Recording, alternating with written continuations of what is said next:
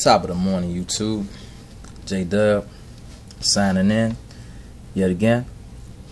And today, this is a Dub's report. Alright. It's President's Day.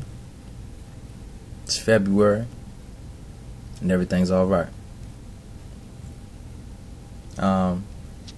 Just what the small matters matter. Okay? And I'll be talking about tax matters that have hit home for several. And I'm bringing this information to you in lieu of a few things that have changed due to legislation. Alright? And this is for my network, my great circle of support that I have. This information is for you, ladies and gentlemen. Alright? And I just want to start out talking about the IRS, government entity, nothing less. Alright? And on Friday, February 1st, and this is coming from the National Association of Tax Professionals. Okay? On Friday, February 1st, the court filed a memorandum, opinion and order, in which the court refused being the operative, to stay in its injunction and clarified the specifics of the injunction. Now, what they're talking about here is people like myself. Tax preparation is my practice. Alright? Aspiring to be a CPA with a collegiate background. Alright? And this particular matter, me and a new acquaintance were speaking about this last night, and a few other matters that have not only rubbed a few people the wrong way, but they've shut down their practices behind this matter. I find that very disturbing. Alright? You have to obtain what's called a P10, Personal Tax Identification Number. I have one. Alright, the managing member here at Bowie Accounting and Tax Services has one, as well should any EA or tax preparer should have, if you're receiving payments for your services. Alright? And this memo by Congress states specifically that, you know, to be in the scheme of things, you have to have an authorized P10. Alright? And what the government has been doing over the years, and me myself, I won't say I've fallen a victim to, because knowledge is power, building blocks just like Legos. And if you have to pay for that, to have that something, so be it. Because at the end of the day, it's all about what is something worth to you. Alright? So, we've been paying to go to these continuing education courses and such. The RTRP, that's an exam. Test your knowledge. I'm not saying that it's biased. I'm not saying that it's not. Alright? And this means that the IRS, from this point on, they can no longer dictate to people like myself that a preparer must pass the RTRP exam before obtaining a P10. Now see, they were enforcing a lot of these things. But at the end of the day, we all know that it's about money. Alright? Good close friend of mine will tell you that all day in the paint. Alright? Shout out to my man Mike, Black Mike. Alright? It's always about money though. That's very real. Okay? And not to say that it's in a malicious way, but where there's room for confusion, there's also room for profit. Trust and believe. However, they can say that all those who prepare tax returns, again, I will reiterate rather, all those who prepare returns for compensation must obtain this number, which is called a P10. Alright, and I just thought that I would briefly go over that, just to let you all know what's going on in our field of interest. Alright, and now I will be moving on to something that will probably be a news update and very pertinent information. Alright, and this is what it is right here. Okay, legal notice. Hope you all can see that. That's our business name right there. Okay, and to be quite honest with you, if you receive this particular notice in the mail, you may want to take this very seriously. This is not a hoax. This is not a prank. Okay, this is about big people and big names getting over on the American business people yet again. Not only that,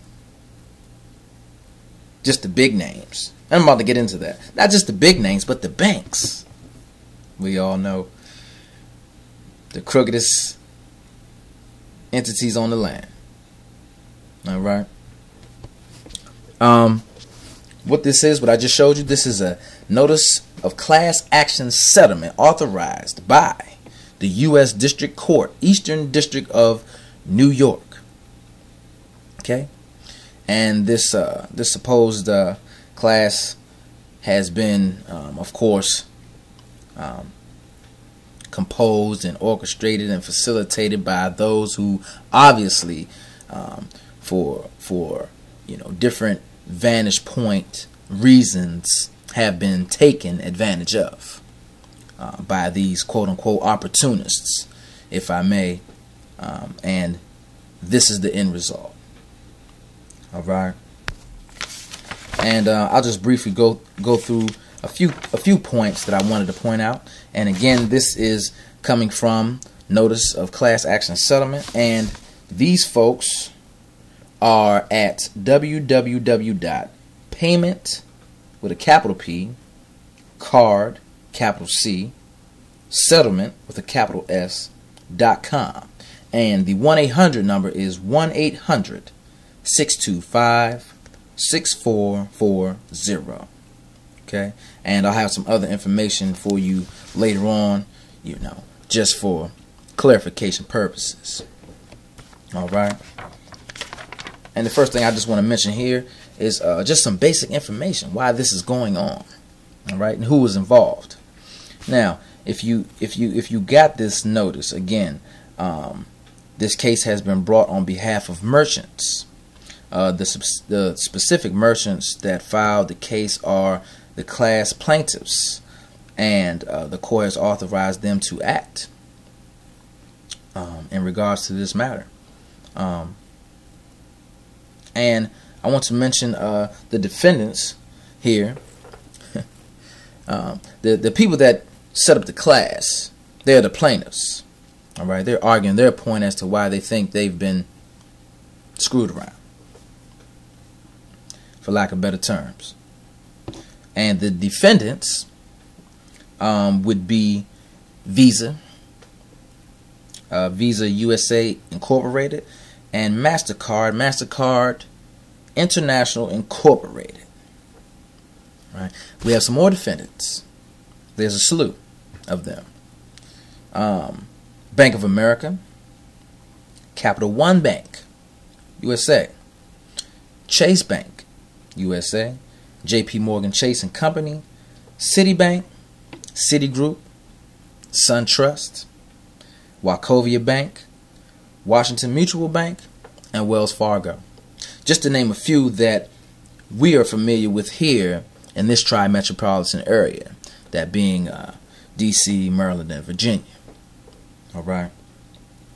And again, just to briefly tell you what the lawsuit is about, it's about these quote-unquote interchange fees. Okay. The interchange fees are they're attributed to the merchants that accepted Visa or MasterCard credit or debit between January 1st, 2004 and November 28th, 2012.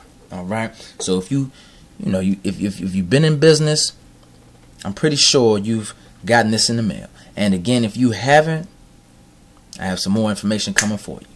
Okay. Bear with me. An interchange fee. They state here that when a cardholder makes a purchase with a credit or debit card, there's an interchange fee attributed to those transactions, which is usually 1 to 2% of the purchase price. Interchange fees typically account for the greatest part of the fees paid by merchants for accepting Visa and MasterCards. All right, that is their definition, ladies and gentlemen. And we all know when we go to the liquor store, you go to the gas station, they'll tell you, well, we can't accept your card unless you're purchasing something of a particular amount, dollar amount, that is, right? And it's because they have to cover their back end. They're getting hit in the head by these folks, and they have to cover their back end just to make sure they pay them and still make a profit at the end of the day. Capitalism is what sucked us dry. The Visa and MasterCard interchange fees that have been set at different rates for these particular transactions, they usually publish them on their websites. I think they said twice a year or so. So you can go look at Visa and MasterCard and check them out too. All right. In a class action, a very small number of people or business sue not only for themselves but also on behalf of other people. So I think that's a great look. Great look. Together, all of these people or businesses with similar claims and interests for class are class members. All right, which makes it a class action suit. And there is a proposed settlement. Some odd $6 billion is going to be forwarded to this matter. Okay, and you have to decipher. This is one of those matters where you say you have to choose the battle wisely. All right, litigation is prevalent here, and you do not want to immediately advert this matter. Take a look, see. Take a look, see. All right. Okay, the information I was referring to earlier, pardon me. If you're not sure whether or not you're part of the settlement, okay, contact the class administrator at the toll-free number. Again, was 1-800-625-6440, and the website was www.paymentcardsettlement.com, and you can write to Payment Card Interchange Fee Settlement, P.O. Box 2530, Portland, Oregon 97208-2530. Or you can also send an email at info@paymentcardsettlement.com. All right.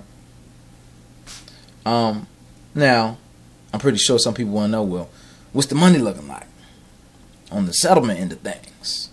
If I do qualify, or I do fit into this category, class action.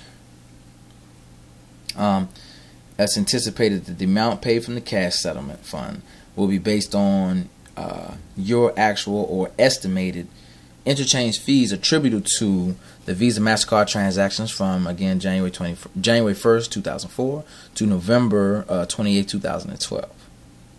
Okay, so hopefully you have your records well kept, and if everything is aligned with what's documented in this case, things should turn out in your favor. The amount paid from the interchange fund will be based on 1/10 of 1% of the merchant's Visa and MasterCard credit card transaction volume during the 8-month period beginning also July 29th of 2013. Okay, so keep your eyes and ears open out for that. This will be a ongoing matter. I can see this stemming through the year. All right. I have some additional information here, and I'm coming to a conclusion with this. How to file a claim, and it states here, if you receive this notice in the mail, a claim form will be mailed or emailed to you automatically. So to those that, this is redundant. All right.